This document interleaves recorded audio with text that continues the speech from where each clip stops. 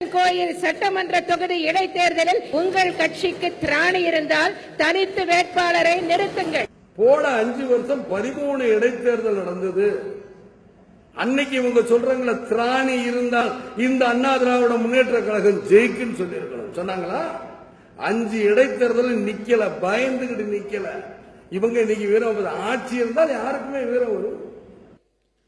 இன்று எதிர்க்கட்சி தலைவர் நடந்து கொண்ட விதத்தை பார்க்கும்போது, அவருடைய சட்டமன்ற உறுப்பினர்கள் இன்று நடந்து கொண்ட விதத்தை பார்க்கும்போது ஒன்றுதான் சொல்ல தோன்றுகிறது.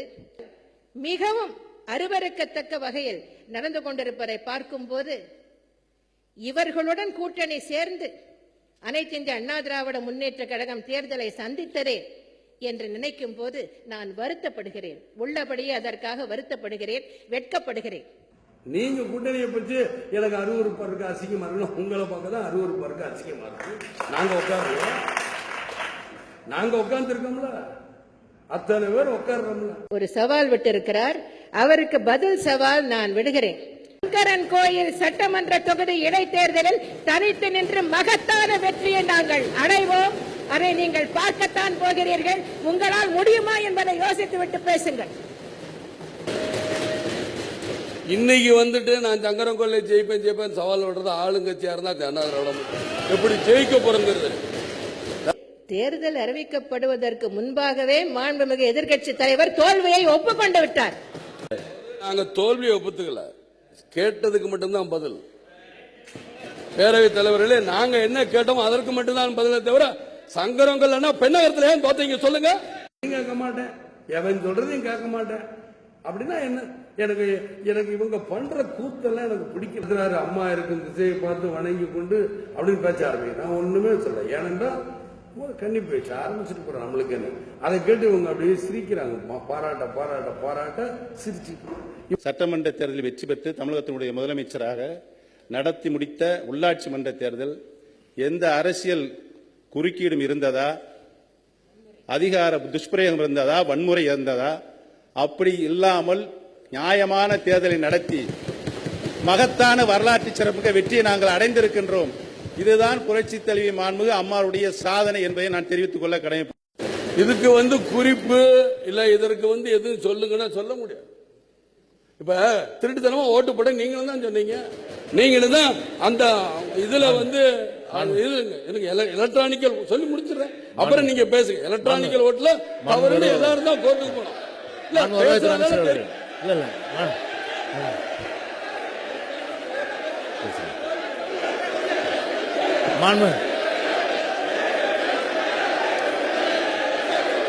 மாண்புமிகு வருவாய்த்துறை அமைச்சர் அவர்கள், அமைச்சர் பேசுறாங்க பிளீஸ். அது மரபல்ல. அமைச்சர் எழுந்திருக்கும் போது அவர் கொடுத்துற அப்புறம் வாய்ப்பு தராங்க. பிளீஸ் இடம். மாண்புமிகு வருவாய்த்துறை அமைச்சர் பிளீஸ் இடம்.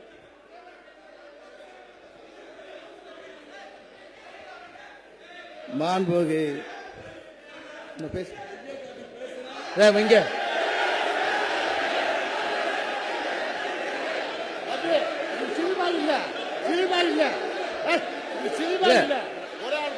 இன்று எதிர்க்கட்சி தலைவர் நடந்து கொண்ட விதம், அவர் பேசிய அருவருக்கத்தக்க கீழ்த்தரமான பேச்சுகள், இவற்றையெல்லாம் இங்கேயே அமர்ந்து நான் பார்த்து கொண்டிருந்தேன். அனைவரும் பார்த்தார்கள், அனைவரும் கவனித்தார்கள். இன்று எதிர்க்கட்சி தலைவர் நடந்து கொண்ட விதத்திற்கும் அவருடைய கட்சியை சார்ந்த சட்டமன்ற உறுப்பினர்கள் நடந்து கொண்ட விதத்திற்கும் தண்டனை அளிக்க வேண்டும் என்றால் அவர்களை இந்த கூட்டத்தொடர் முழுவதும் சஸ்பெண்ட் செய்திருக்க வேண்டும். சட்டசபைக்கு கிளம்பிட்டு எல்லாரும் கொஞ்சம் காலதாமதமாக போகலாம்.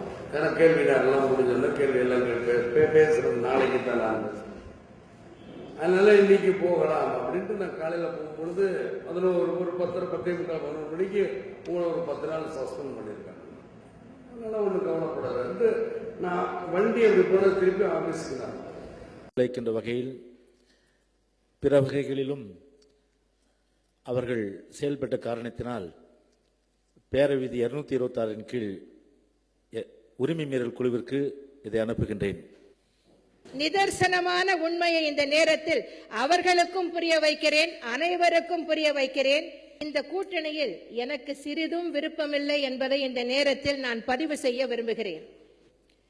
தகுதி இல்லாதவர்களுக்கு பெரிய பதவி திடீரென்று வாய்த்துவிட்டால்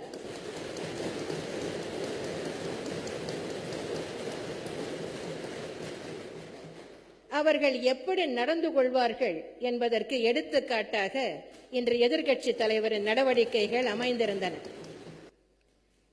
இந்த கூட்டணி அமையாவிட்டாலும் அனைத்து இந்திய அண்ணா திராவிட முன்னேற்ற கழகத்திற்கு எந்த பாதிப்பும் ஏற்பட்டிருக்காது.